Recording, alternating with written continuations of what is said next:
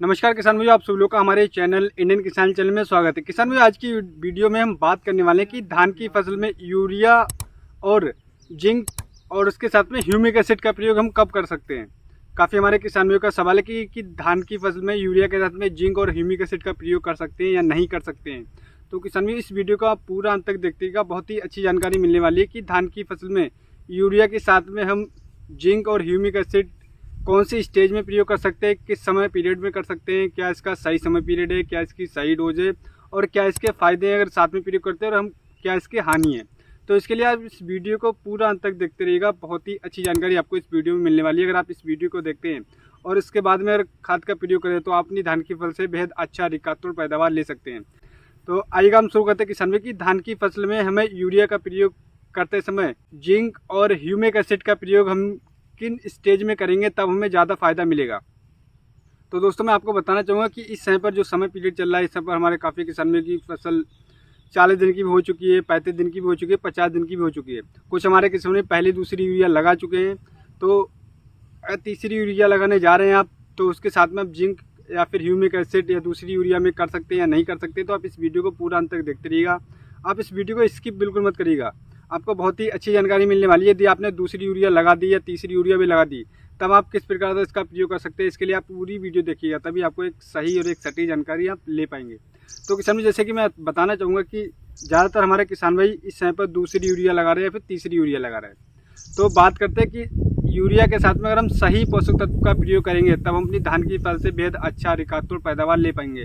काफ़ी हमारे किसान भाई यूरिया के साथ में माइक्रोन्यूट्रॉन का प्रयोग करते हैं, ह्यूमिक एसिड का प्रयोग करते हैं या फिर सागरिका का प्रयोग करते हैं और जिंक का प्रयोग करते हैं, लेकिन सही तरीके से सही डोज की तरह अगर आप देंगे तब आप अपनी धान की फसल से बेहद अच्छा अधिकतम पैदावार ले पाएंगे। तो किसान भाई, बात करते हैं कि धान की फसल में यूरिया हमारी जो धान की फसल होती है वो नाइट्रोजन की पूर्ति करता है, जिससे कि इस समय पर यूरिया का बहुत ही ज़्यादा अति आवश्यक पोषक तत्व बन जाता है, क्योंकि यूरिया एक ऐसा पोषक तत्व है हमारी धान की फसल के लिए, उसमें नाइट्रोजन की मात्रा को पूर्ति करता है। क्योंकि इस समय पर नाइट्रोजन से कमी होती है, जो हमारा धान की फसल पीली दिखाई पड़ने लग जाती है, बढ़वार रुक जाती है, तो यूरिया उस कमी को पूरी करता है। तो उसके साथ में हम वही बात करते हैं कि ह्यूमिक एसिड का प्रयोग हम कर सकते हैं या नहीं कर सकते हैं। तो किसान में बात करते हैं कि ह्यूमिक एसिड के फायदे की बात। ह्यूमिक एसिड ऐसा पोषक तत्व है हमारी धान की फसल में जो कि इसमें जिंक की पूर्ति करता है, लोहे की पूर्ति करता है, माइक्रोन्यूट्रॉन की पूर्ति करता है, क्योंकि ह्यूमिक एसिड में ऐसे पोषक तत्व होते हैं, ये 100% ऑर्गेनिक किसान में ये ऑर्गेनिक फर्टिलाइजर है। क्योंकि अगर आप इसका प्रयोग करेंगे धान की फसल में एक बार, तो आपको बहुत ही ज़बरदस्त रिजल्ट इसके देखने को मिलेंगे। अगर हम बात करते हैं कि इससे क्या क्या फ़ायदा होता है, जो ह्यूमिक एसिड है हमारी धान की फसल के बहुत ही फायदेमंद पोषक तत्व बन जाता है। क्योंकि हमारे पौधे में आपने देखा हो कि जहाँ पर आपने बहुत सारे माइक्रोन्यूट्रिएंट का प्रयोग कर दिया, फिर भी आपकी धान की फसल में पौधे बढ़वार नहीं कर पा रहे हैं, टेलरिंग अच्छी तरीके से नहीं हो रही है, और पौधे जो है धान की फसल आपकी है वो अच्छी तरीके से खाना नहीं बना पा रही है, और पौधे का विकास नहीं हो रहा है, विकास रुक गया है आपका, और आपकी टेलरिंग नहीं हो रही, तो आप इस समय पर ह्यूमिक एसिड का प्रयोग कर सकते हैं।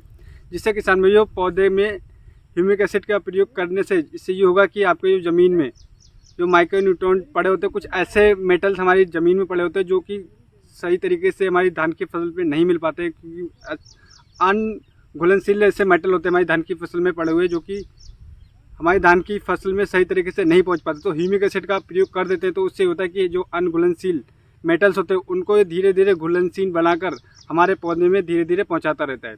इससे फ़ायदा ये होता है किसान भैया कि हमारी जो ग्रोथ होती है वो अच्छी तरीके से होती है, हमारे जो पौधे होते हैं उनका विकास अच्छी तरीके से होता है, ज़मीन की जो पीएच वैल्यू होती है उसको ये मेंटेन करने में काफ़ी ज़्यादा सहायता करता है, और उसमें जो पोषक तत्वों की माइक्रोन्यूट्रॉन्स की पूर्ति अच्छी तरीके से करता है। इससे हमारा पौधा हरा भरा दिखाई देगा। और किसान भाइयों, एक चीज़ और मैं आपको बताना चाहूँगा, ह्यूमिक एसिड 100% ऑर्गेनिक होता है, क्योंकि इसका प्रयोग आपको अवश्य करना है धान की फसल में, कम से कम एक बार तो कर सकते हैं। किसान भाई, इसका प्रयोग आप कितनी बार कर सकते हैं, इसके लिए आप इस वीडियो को पूरा अंत तक जरूर देखिएगा, मैं इस बारे में बात करने वाला हूँ आगे।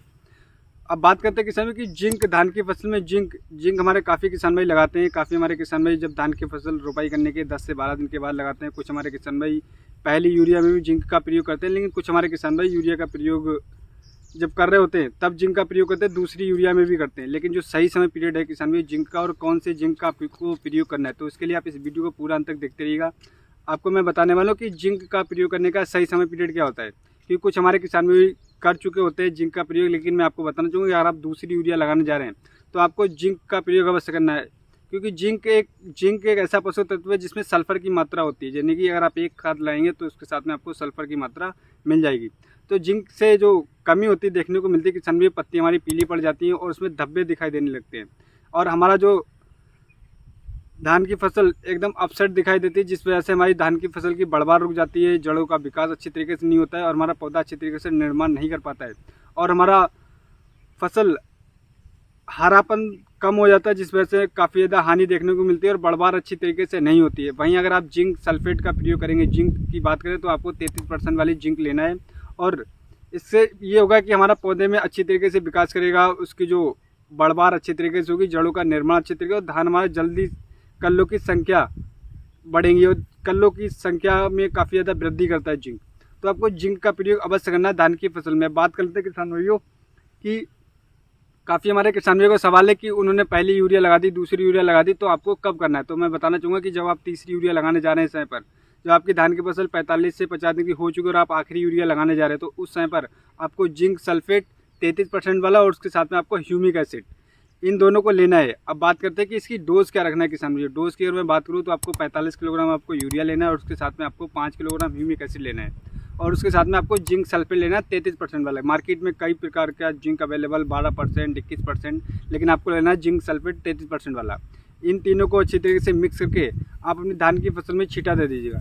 किसान भाई, जो मैं आपको ये डोज बता रहा हूँ, आप एक बार प्रैक्टिकल करके देखिएगा, आप ये आधे खेत में लगा के देखिएगा जिंक सल्फेट और ह्यूमिक एसिड, और उसके बाद में आधे खेत में मत लगाइएगा। आपको जो रिजल्ट है वो आपको प्रैक्टिकली आपको पता लग जाएगा कि जिंक सल्फेट और किसान भाइयों जिंक सल्फेट और ह्यूमिक एसिड का क्या फ़ायदे होते हैं हमारी धान की फसल। अगर आप एक बार आप लगाएंगे, प्रैक्टिकल करेंगे, तभी आपको पता लगेगा, क्योंकि आप लगाएंगे तभी आपको इसका रिजल्ट पता लगेगा, तभी आप इसका यूज़ करेंगे। अगर आप यूज़ करेंगे, किसान भी मैं काफ़ी लंबे समय से यूज़ कर रहा हूँ, बहुत ही अच्छा रिजल्ट देखने को मिल रहा है किसान भी। जैसे कि आप हमारा खेत ही देख रहे हैं, एकदम हरा भरा दिखाई दे रहा है। इसमें हम दूसरी यूरिया लगा चुके, लेकिन हम तीसरी यूरिया अभी लगाएंगे, तो उसके साथ में हम इस डोज का प्रयोग करेंगे। तो इस तरीके से आप प्रयोग करेंगे किसान भाई। एक चीज़ और मैं और बताना चाहूँगा कि जब आपकी धान की फसल 50 दिन से 55 दिन की हो जाती है, उस समय के बाद आप ह्यूमिक एसिड दानेदार का प्रयोग ना करें। उस समय पर अगर आप ह्यूमिक एसिड का प्रयोग करना चाहते हैं, या फिर यूरिया या फिर जिंक सल्फेट का, तो आप फोलियर स्प्रे द्वारा, यानी कि आप 1 किलोग्राम यूरिया ले लें और उसके साथ में आप ह्यूमिक एसिड लिक्विड वाला जो आता है उसका स्प्रे करिएगा। आपको बहुत ही ज़बरदस्त रिजल्ट उसके भी देखने को मिलेंगे। क्योंकि किसान भी, कुछ हमारे किसान इस पर गलती करते हैं कि 45 से 50 दिन की होने के बाद धान की फसल उसमें ह्यूमिक एसिड दानेदार फॉर्म में डालते हैं। दानेदार फॉर्म में डालने का ये होता है कि अगर आप लेट टाइम पे डालते हो तो आपको इसका लेट रिजल्ट मिलता है।